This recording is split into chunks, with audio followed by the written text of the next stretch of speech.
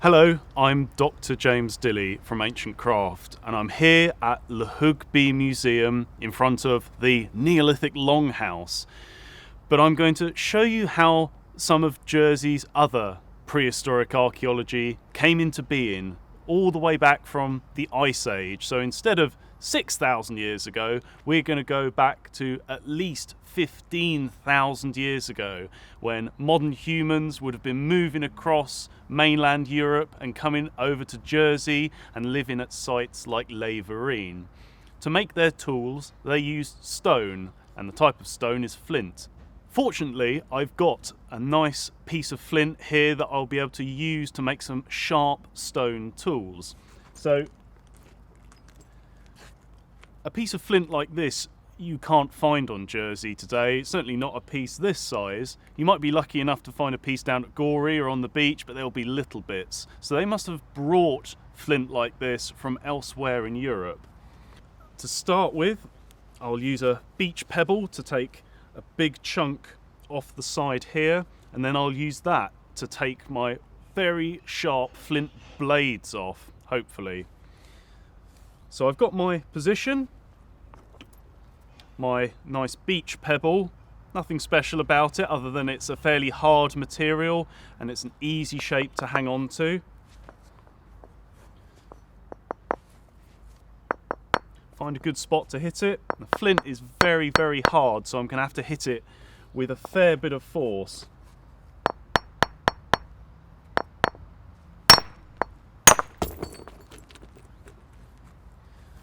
So I can now see the inside of the flint, a bit different to the outside, which has that creamy cortex skin to it. But I don't need this bit for now. It's this chunk that came off the side that I'm after.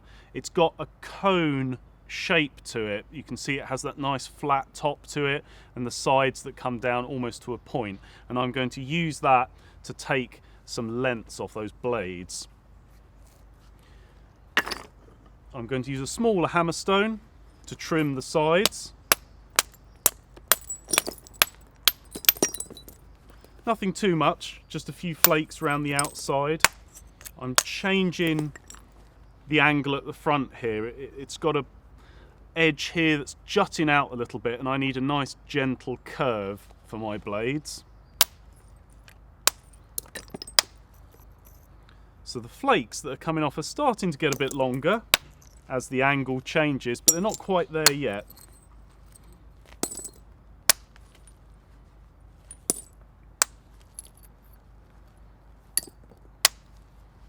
You might also notice that I'm not hitting this flint particularly hard at all. This is not a test of strength. It's a test of hand-eye coordination and accuracy.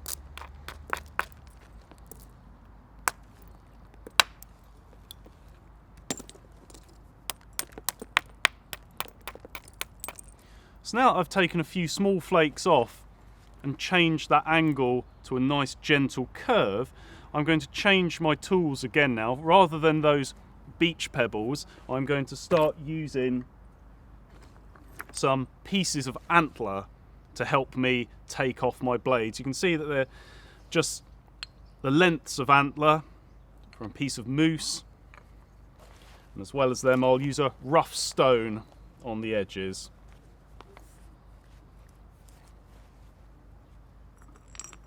Just a piece of sandstone, nothing too special.